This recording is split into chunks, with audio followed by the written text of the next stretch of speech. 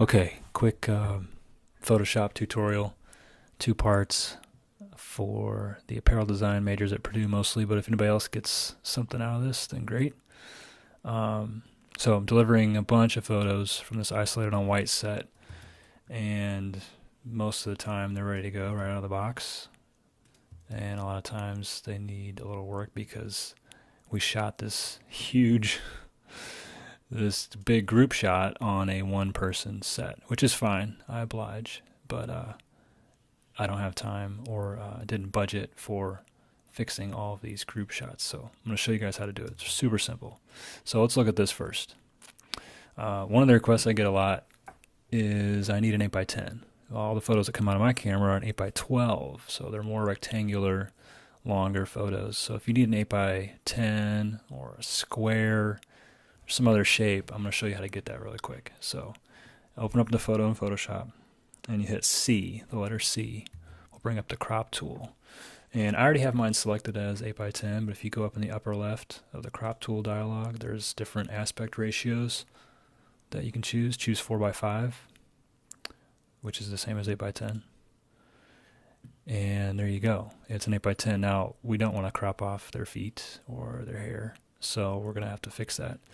Make sure your background, over here on the left, your background color is white.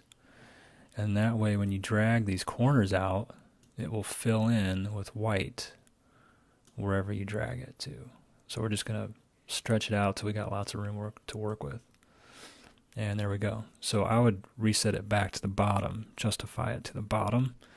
That way their reflection is meeting the bottom there. You don't have to worry about fixing that. And then see if you have enough space around the rest of it. And if you do, just hit enter. And there you go. Changed it from an 8x12 to an 8x10, filled in the gap with white. Now there's going to be some edges in the corners maybe, right here you see. And there's a little line there from the boards, a little line over here. So you want to clean that up, make it pure white.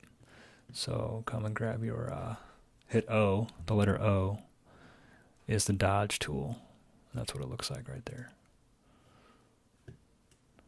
And mine's set to highlights in the upper left, 50% exposure, whatever size you need. And just kind of brush over those highlights to expose them a little more, and that'll make them pure white. So there's a little spot right there. I feel like Bob Ross, happy little trees. But yeah, there you go. 8x10 all cleaned up. Control S will save it. And you're done. So let's just get out of that one. Aren't they cute though?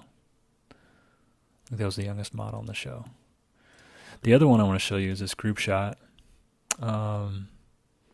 where we got them to fit on the isolated on white background. You can see they're not overlapping into this messy background. They're on the set. They fit technically, but the photo needs some work. I mean, you don't want to see the rest of that junk. So what I would do is grab the marquee tool and select that edge and get as close as you can to her dress.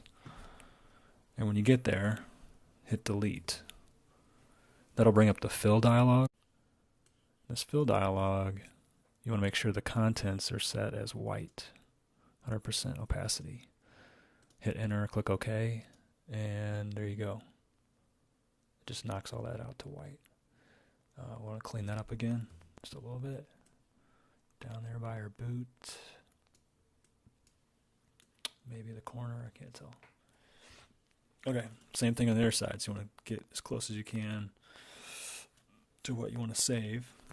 Hit delete, comes up with white, or select white, hit enter. That's white. I think there's a little bit right there I want to clean up. So you just go in, kind of dodge some of that light gray that's leaking in there. There you go. So that's how you do that, but we come back to the same problem. This is an 8x12. If you don't need an 8x12, if you need a different size, then you just bring up the crop tool and choose whatever size you need. This is still vertical 8x10, which I'm assuming you don't want, although that might work.